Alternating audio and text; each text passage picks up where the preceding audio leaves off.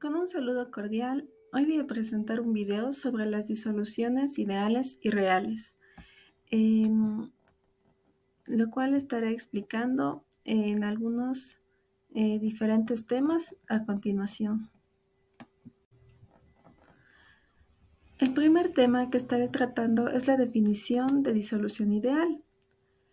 Una disolución ideal sigue la ley de Raoult y nos dice que la presión parcial de cada componente es proporcional a la presión de vapor de la sustancia pura y a la constante de proporcionalidad, como podemos observar en la siguiente ecuación.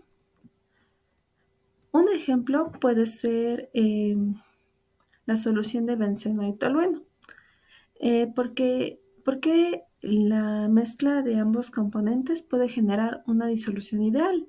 La explicación es que las moléculas de ambos compuestos son muy similares en cuanto a tamaño, forma y propiedades químicas, lo que permitirá que al juntarse para formar una solución química, eh, formen enlaces que interactúen entre sí de manera igualitaria, por así decirlo, ya que tienen moléculas casi idénticas. Lo puedo explicar de una manera más amplia, como lo he mencionado, ya que consideramos el benceno líquido en un recipiente situado en una habitación cerrada. Como el líquido está en equilibrio en su fase de vapor, por encima de él hay una presión parcial no nula del benceno del aire que rodea el recipiente. Por lo que, ¿qué sucede cuando se añade una cantidad de tolueno al benceno? Pues la presión parcial del benceno se reduce y la fase vapor ahora contiene tanto tolueno como benceno, debido a que ambos forman interacciones y permite que ambos compuestos pasen a la fase de vapor, teniendo una solución de ambos. El siguiente capítulo que estaré explicando es el diagrama temperatura, composición y destilación fraccionada. Para demostrar los datos y resultados de la destilación fraccionada es más favorable realizarlo mediante un diagrama temperatura-composición, porque permite evidenciar un cambio entre si aumenta o disminuye la temperatura con respecto a la concentración de la solución, eh, es decir, si varía o se mantiene constante. Mientras que si realizamos mediante un diagrama de presión-concentración, la presión se puede mantener constante, como por ejemplo es una atmósfera, y por lo tanto no se podría evidenciar un cambio de la variación de la concentración de la solución, por lo que gráficamente no sería notorio un cambio y, por así decirlo, se formaría una línea recta y no podríamos observar ninguna variación, mientras que en un diagrama temperatura-composición sí, porque la temperatura estará cambiando y se puede observar un cambio, como por ejemplo en esta imagen. El siguiente tema son las propiedades coligativas. Bueno, esto detalla sobre las propiedades que tiene una solución, donde está presente la presión osmótica, el aumento del punto de ebullición, la disminución del punto de fusión y la presión de vapor. Es importante mencionar que las propiedades en una disolución dependen de la concentración del soluto, más no de su naturaleza. Y también las propiedades coligativas son características de una solución que dependen de la relación entre el número de partículas de soluto y las del solvente. Para tener una interpretación más específica, he colocado la siguiente imagen donde se pueden observar las diferentes propiedades coligativas explicadas mediante imágenes. A continuación tenemos la disminución del punto de congelación y elevación del punto de ebullición.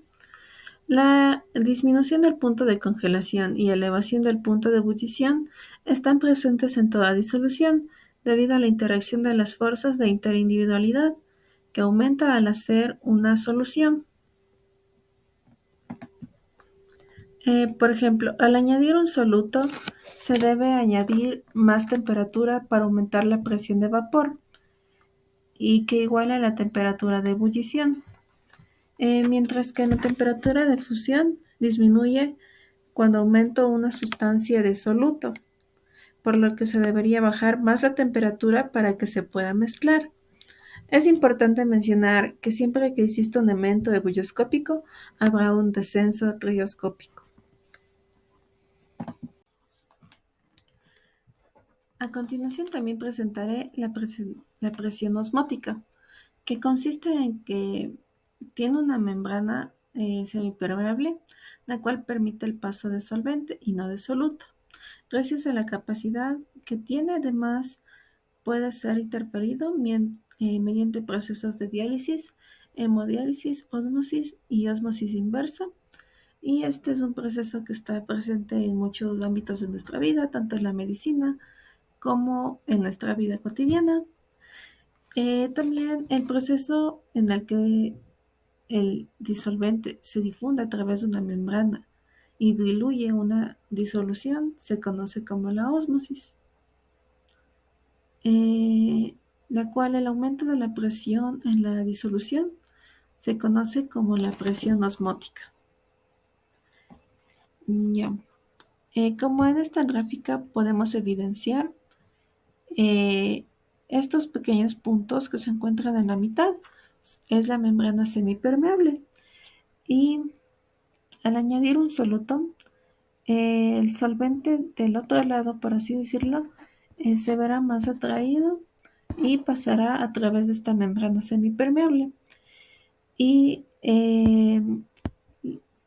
la presión que se encuentra por encima de la normal que se tenía antes se denomina la presión osmótica, la cual está representada por la sigla pi mayúscula